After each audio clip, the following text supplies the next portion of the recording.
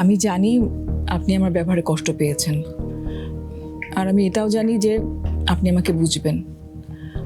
আর এই বাড়ির ভালো মন্দ নিয়ে কথা বলার অধিকার তো আমাদের সবার আছে, তাই না? আর সেই কারণেই হয়তো বা পরিবারটা এখনো একসাথে গাঁথা আছে। এসব কথাটা এখন শাক দিয়ে মাছ ঢাকার মতো শোনাচ্ছে বিপাশা। হ্যাঁ, আমি আপনার কাছে মাপ চাচ্ছি বড় ভাই। আসলে শওকতের একটা সিদ্ধান্তের বিষয়ে আমি ইমোশনাল হয়ে গিয়েছিলাম। এর সাথে আপনার কোনো সম্পর্ক নেই। প্লিজ বড় ভাই, আমাকে মাফ করে দিন। আর এই পরিবারে মায়ের পরে আপনিই তো অভিভাবক। দয়া করে আমাদের উপর থেকে আপনার ভালোবাসার হাত সরিয়ে নেবেন না। আমরা যদি কোনো অন্যায় করে থাকি আমাদেরকে শাসন করবেন, বকবেন, কিন্তু মুখ ফিরিয়ে নেবেন না।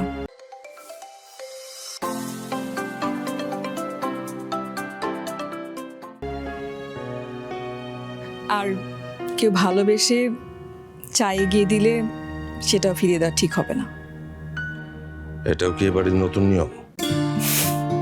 নিয়ম ভাবলে নিয়ম, আর ভালোবাসা ভাবলে ভালোবাসা।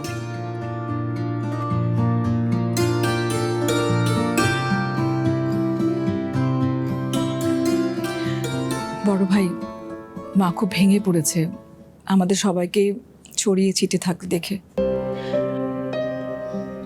আর আমি প্রতিজ্ঞা করেছি আমি আমি সবাইকে এক করে ফেলবো। আপনি কি এই ব্যাপারে আমাকে সাহায্য করবেন? আর আপনাকে ছাড়া এটা আমি একা করতে পারবো না। আচ্ছা বিপাশা, এক কাজ করলে কেমন হয় বলো তো? আজ রাতে জম্পেশ করে রান্না করো। না থাক, রান্না করবার দরকার নেই। তার চেয়ে বরং বাইরে থেকে চাইনিজ অর্ডার করে আনি, সবাই মিলে চাইনিজ খেলাম। হ্যাঁ, কেমন হয় আইডিয়াটা বলো তো? চাইনিজ? কিন্তু বড় ভাই, মানে খাবারটা যদি আপনি না নিয়ে এসে অন্য কেউ নিয়ে আসে, মানে আপনার বদলে অন্য একজন, যাকে দেখে সবাই অবাক হবে, তাহলে কেমন হয়?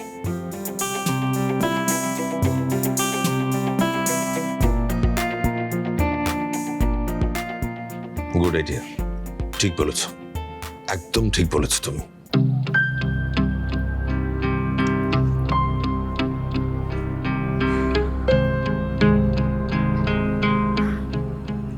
কতক্ষণ হয়ে গেল? নাহিয়ানের ইন্টারভিউটা তখন শেষ হওয়ার কথা, আমাকে একবার জানাইলোও না।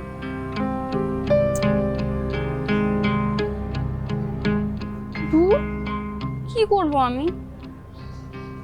আমি কি ওকে একটা ফোন দিব, নাকি ওর জন্য অপেক্ষা করব?